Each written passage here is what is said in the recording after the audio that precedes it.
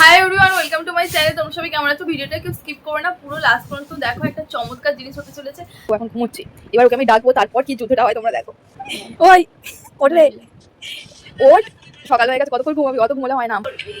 তো এরপর তো যা হয়েছিল তোমার সাথে শেয়ার করেছিলাম, তাই আমাকে ক্যামেরাটা বন্ধ করতেই হলো। তো এখানে দেখো আমি তোমাদের সাথে একটা দারুণ রেসিপি শেয়ার করছি। এখানে আমি চালটাকে ফার্স্ট ভালোভাবে ধুয়ে নিয়েছি। ধুয়ে নেওয়ার পর একটু শুকিয়ে নিয়ে তার মধ্যে হলুদ গুঁড়ো দিয়ে দিও, নুন দিয়ে দিও, আর একটু গরম মশলা দিয়ে দিও, আর আদা বাটা দিয়ে তারপর এটাকে একটু শুকিয়েও নিও।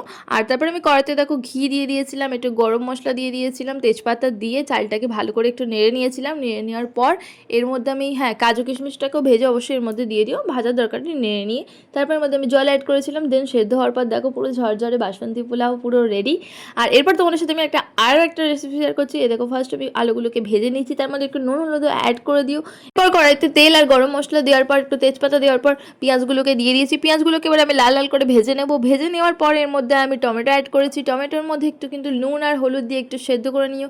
মানে একটু যখন সেদ্ধ মতো হয়ে যাবে তখন কিন্তু তারপরে তোমরা মশলা অ্যাড করতে পারো, বাট আমার কাছে সময় হয়ে ওঠেনি, তাই আমি ওইভাবেই করেছি। এখানে দেখো আমি আদা বাটা দিয়ে দিয়েছি। আদা বাটা দেওয়ার পর এর মধ্যে নুন, হলুদ, জিরে গুঁড়ো, একটু গোলমরিচ গুঁড়ো আমি দিয়ে দিয়েছিলাম, আর লঙ্কা গুঁড়ো দিয়ে দেওয়ার পর এটাকে একটু কষিয়ে নিয়ে এর মধ্যে আলুগুলোকে আমি অ্যাড করে দিয়েছিলাম।